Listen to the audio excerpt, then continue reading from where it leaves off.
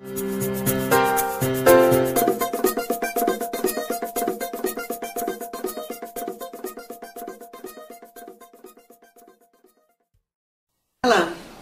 I'm Ellen Juhas Clark, and I'm a professor in the Division of Bicultural Bilingual Studies at the University of Texas at San Antonio. I'm in teacher training, and I work with beginning teachers and with master teachers.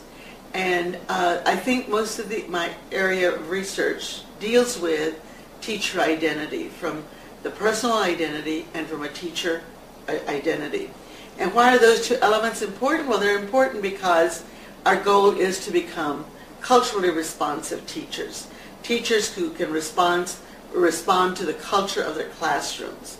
So we have to investigate what that culture of the classroom is. But before we can talk about what the culture of our classroom, we have to understand what is our own culture. So I think that for you who are beginning teachers or teachers who are in continual development, it's that exploration that we never get a chance to do, to really look at self. Because once you do that, then you're better able to look at who's in your classroom and to be able to identify those factors, those characteristics that are important. And also to approach it from the resource point of what is the richness that's contained in your classroom, in that school community, and in the community surrounding the school. But before you can recognize those elements, like I said earlier, you've really got to look at yourself. So you've got to explore, who am I? To be a culturally competent teacher, which I think is what we who are future teachers, our teachers in the classroom, are all going to be striving for. So to be culturally competent means that we as teachers are continually assessing self. And so why do we want to assess self? Well, because we want to be culturally responsive to the children in our classroom. So in order to understand who our students are and how can we best teach them, what we want to do is to be able to look at ourselves, to look within and to be able to say, this is who I am. This is who to see how do we differ or how are we the same with our students in our classrooms. Now, some of us might share the majority culture of that classroom that we're going to be working in or that we work in, but some of us might not share that majority culture that the classroom has. So how best do we do this? It's embarking on the continual self-assessment of self in order to be as an ethnic person. And everyone is ethnic. Ethnics just means you're part of a group. So to be an ethnic person means you share something with a particular group. So it could be your religion, it could be your nationality, it could be your past heritage, it could be that you come from another country and now you are in the United States. But let's take me for an example, okay? I'm Ellen Juhas Clark. I was born in South Texas.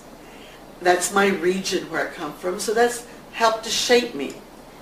I'm Ellen Juhas Clark of a certain age. I'll tell you how old I am. But it means that I have now joined the senior citizen group. So that's another culture. I'm Ellen Juhas Clark. I am a Methodist. That's another cultural group.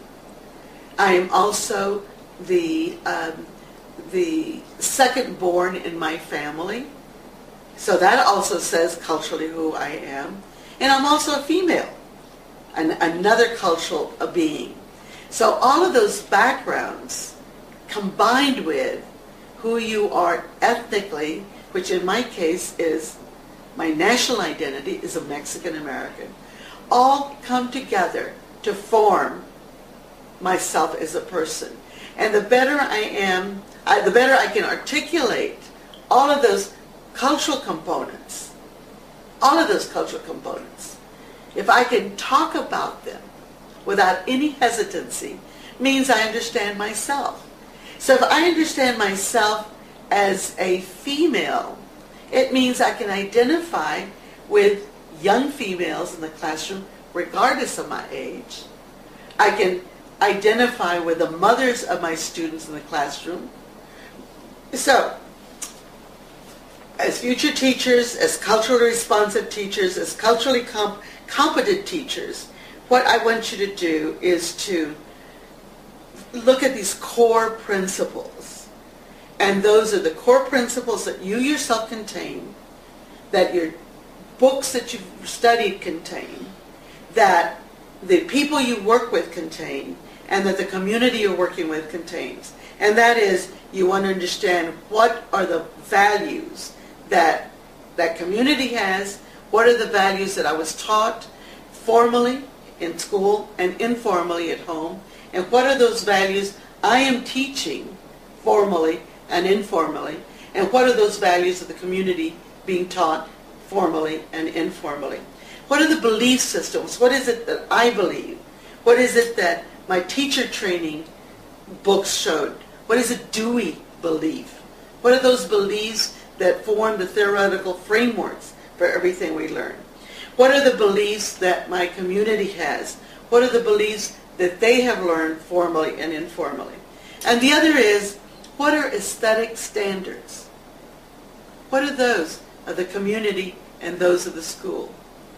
You know, some aesthetic, but then you've got to look at what the community is. Is that valued to ask questions in a Latino community, in an Asian community, in a Native American community? Actually, in the majority of the communities of the world, questioning of those teachers is not something we value, because your teacher is seen as someone you respect, therefore you don't question as much. So we have to understand what those differences are in terms of standards. The other is that of what are linguistic expressions. What is the language of the community? What is the language of the school? What is your language? So how do people express themselves linguistically? So social, culturally, as well in terms of heritage languages. The other is, what are patterns of thinking? And that kind of tied in when I was talking about aesthetic standards. What are the patterns of thinking of that community? What are those that you were brought up in? What are those that you were taught? And then, how do we communicate? So styles of communication. All of these things you're going to be learning as you continue in your teacher development, in your beginning to be able to articulate your efficacy standards as a good teacher, as a culturally competent teacher, and as a culturally responsive teacher.